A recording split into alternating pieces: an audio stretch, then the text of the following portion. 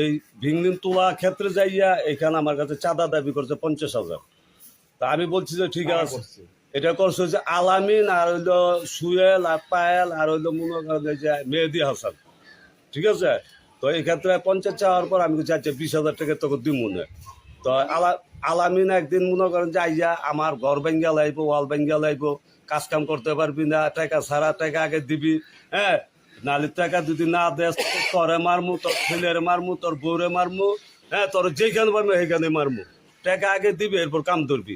আমি কই বেটা টাকা তো তোর দিমু, টাকা তো আমি না দিমু না, কইছি না দিমু তো বেদবি করস কে?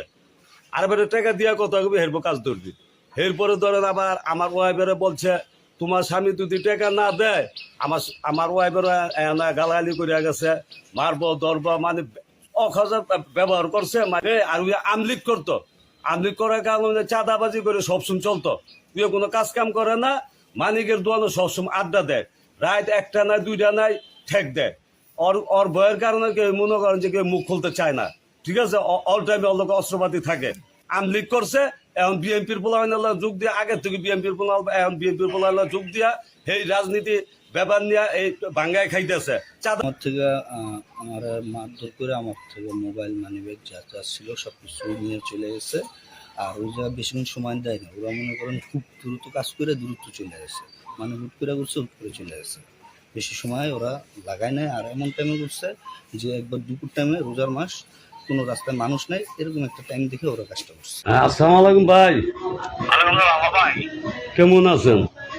এই তো ভাই ভালো, আলহামদুলিল্লাহ। ভাই হ্যাঁ মনে ভাই একটু কষ্ট পাইছি কি ভাই, যে আলামিনে যে মনে করেন আপনারা আমি বললাম যে 10,000 টাকা দিব না মানুষ কইলেন ভাই, আপনি বললেন যে না টাকাটা আলামিনে দিয়েন, আমার লাগতো না। তা আমি কি অস্বীকার করছি বলেন আপনি? অস্বীকার করছি না না, তো ওরা আপনার চাঁদা 10,000 20,000 লাগে দিব, আপনি আবার ওই যে আমার মিসেজের গালাগালি করছে। এরপর এই যে এই ডালা আমি ইট গাচ্ছি ভাঙ্গা ভুঙ্গা লাইব, হ্যাঁ তো এদিকে ভাই ঠিক হয়েছে। এরপর আমারে মারবো, আমার ছেলেরে মারবো, এদিকে ঠিক হয়েছে ভাইজান? কোন ভাইজান?